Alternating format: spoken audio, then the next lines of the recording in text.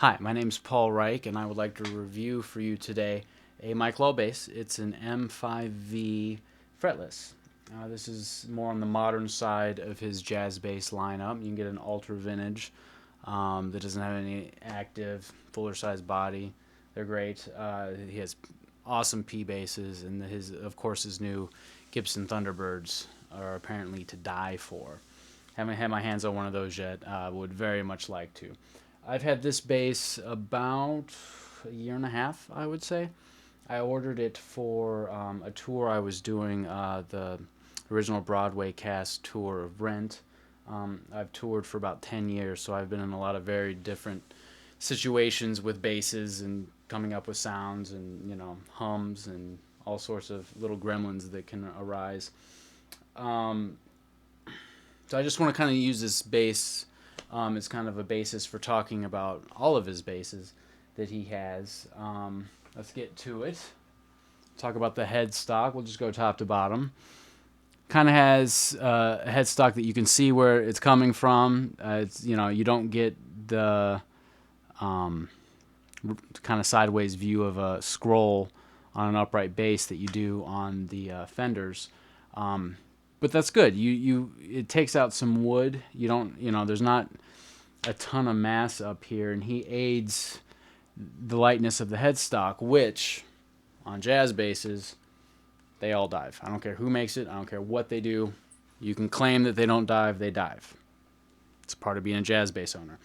But he aids that in using Hipshot ultralights, which are awesome tuners. You don't have a lot of mass of the metal on the back. They're really sturdy though. Hipshot makes great stuff. The bridge on here is also Hipshot. What else? I have a bar sort of tree for the strings, so they all break over the nut in an even fashion, if you can see that. So the downforce is even. Goes over a bone nut. Very vintage Fender on that. It's a good, hard, durable substance to make the nut out of. It also doesn't drag on the string, so tuning is a breeze. You don't have to graphite it up with a pencil a lot. Your serial number gets stamped in the back. This one is number 1359. This is a fretless ebony fingerboard, maple neck. The profile of the neck is awesome. The radius is great. Everything is very comfortable all the way up and down the neck. How you adjust the neck is another old school sort of Fender thing. It's got the Phillips head in there. The new Fenders come with kind of like a Allen key, and some companies have the pinwheel adjuster. And I thought I was kind of hip to the pinwheel adjuster thing. I thought that was neat. Until I had this bass, and I have never in all my time moved the neck on this thing, as far as adjusted the neck. And I've done jumps from Madison, Wisconsin in the wintertime down to Miami, Florida, and the neck just didn't move. He reinforces these with graphite. And I mean, when you want a durable bass and when you're traveling around, it's a real pain in the butt to have your neck move on you, from city to city. And to make jumps like that and have it, with me all the time. I've been to Japan and Korea and back with this thing. Never adjusted the neck. And to me, that's just amazing. Absolutely amazing. So, moving on, I think another cool vintage Fender vibe that he does is the bolts that hold on your pickguard. This is a tortoiseshell pickguard, obviously. It's tobacco burst. You have these little Phillips head screws. And he goes back to the old school style of adding the one in the middle. And what's, I think, super helpful about that is sometimes, I think as it ages, particularly, it's a piece of plastic. Pickguard's a pickguard. They tend to buckle and move a bit. And what happens is in, like, dry weather, like if you're a slapper and you rub your knuckles on the pickguard, like a lot of guys do, you can get some static sort of sound between the pickguard and the wood that gets picked up in the pickup. My jazz bass does that, and it drives me crazy sometimes. It's not detrimental to the instrument, but like when you're recording straight into the computer, like what's that extra production noise going on? So I think over the long haul, that'll help resolve that problem on this bass. I don't slap my fretless. But still, even like my Music Man, you push on it, you can kind of hear that static when the weather's right. I have the Duncan pickups in it. These are the stock single coils. They're custom wound for Mike, so they're stock for Mike Lull. If you're buying a jazz bass, get the single coils. Like, that's just what a jazz bass is to me. This is my humble opinion. But you get the split coils in the Buckers, and they kind of a little more compressed, a little more subdued. They don't extend as high on the top, I think.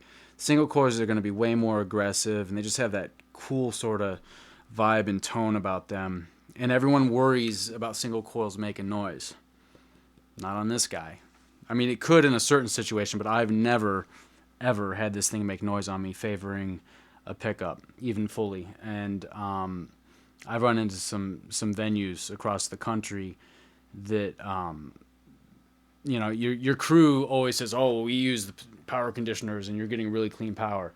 Yeah, whatever, man. Like, I've definitely run into situations that, even with that being said, some of my basses are buzzing. And this one, being a true single coil, never made a peep. In fact, I wonder if Mike actually put single coil. No, he did. So that's awesome. It's a good peace of mind with a single coil bass that's not going nuts on you. So he obviously shields this puppy up really, really nicely. Battery compartments in a separate routed area. I have an 18-volt Aguilar preamp in there. I've got volume, which push-pull passive, blend, push-pull mids, stacked bass, and treble. I don't have a passive tone control on here. Sometimes I wish I did.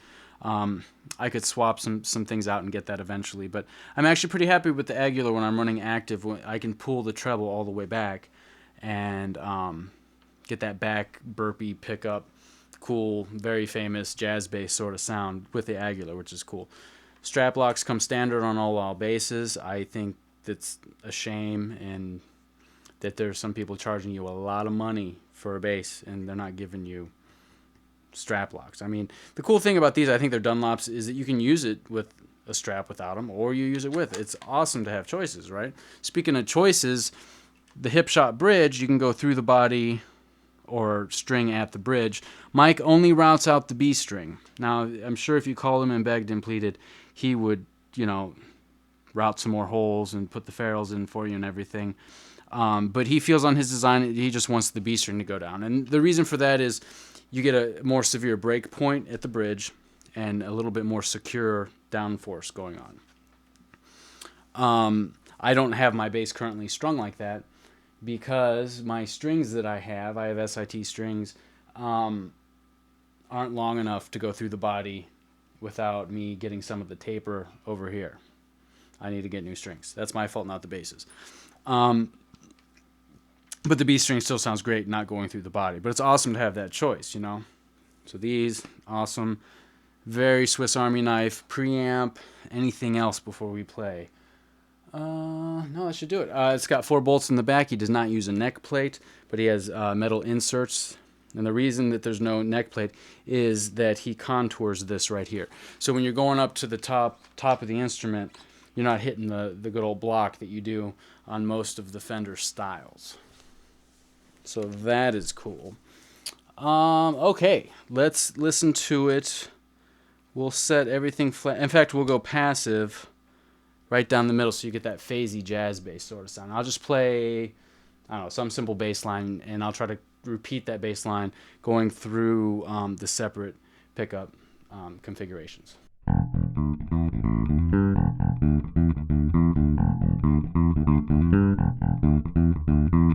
Okay, that's right down the middle. Back pickup.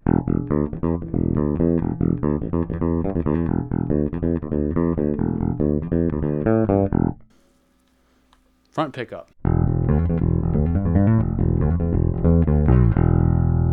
Nice and throaty. And especially with the jazz bass, hand placement is everything.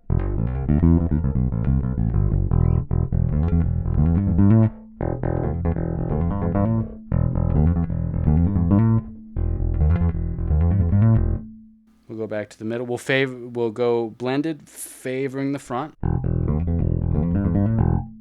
Blended again. favoring the back ever so slightly, all the way back. So all the classic jazz bass tones are there. That's in passive. You know, there's a lot you can do and that you should do with just having the volume up and doing pickup placement and where your right hand goes. That's really all you ever need out of a bass. But we're bass players and we like to mess with stuff, right? Pop her into active mode. We'll do in the middle, and I have not changed anything in active. This is just with active engaged. Okay, let's mess with it a bit. So favoring the back, let's boost the bass a bit. So this is 18 volt boost. This Aguilar, you can get out of hand. You know, you only want a little bit, which is fine. You know, the bass will go on you. Cut a little bit the treble and boost a little bit of the low mids.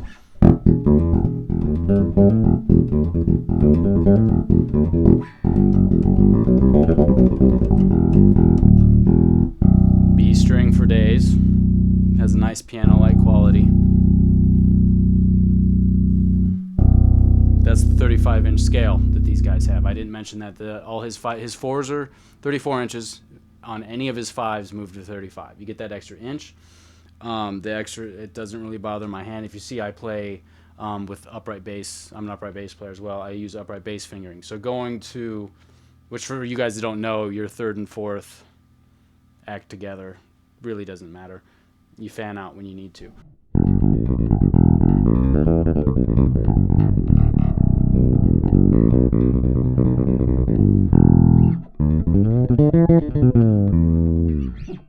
Great high end on this.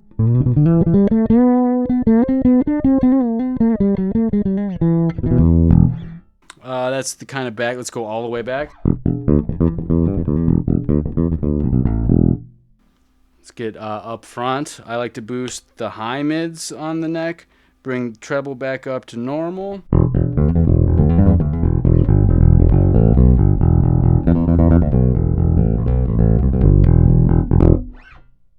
Awesome. That's probably more of a lick in the punchy bass sort of realm. Back off that treble.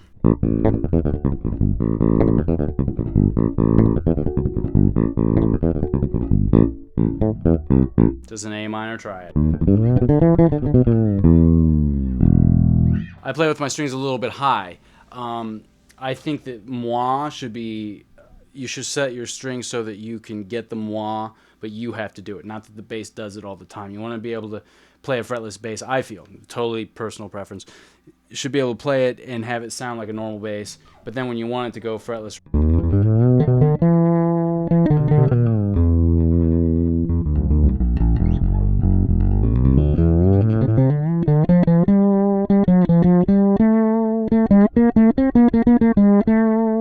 you know, you get the moi because I'm up here this way with my hand.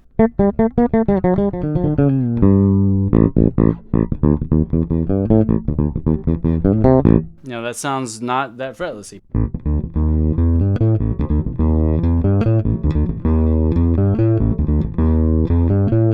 You know, you make it sound. So I'm absolutely thrilled with this bass.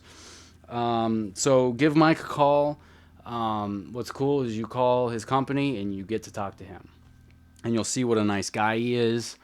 And it's just product built like a tank. I can see these things definitely making the long haul. 30 years later, you're going to see plenty of Mike Lull sitting around. So thanks for watching. I'm going to order a new Lull myself soon, a fretted model. The only reason I have not in so long is that he plucked my Fender Jazz, and it sounds and plays so awesome that I haven't needed to buy a new bass. But gear acquisition syndrome is setting in, and I will be getting a new Lull fairly soon. So I'll probably do a review on that one as well when I eventually get it. But thanks for watching, and enjoy playing some bass.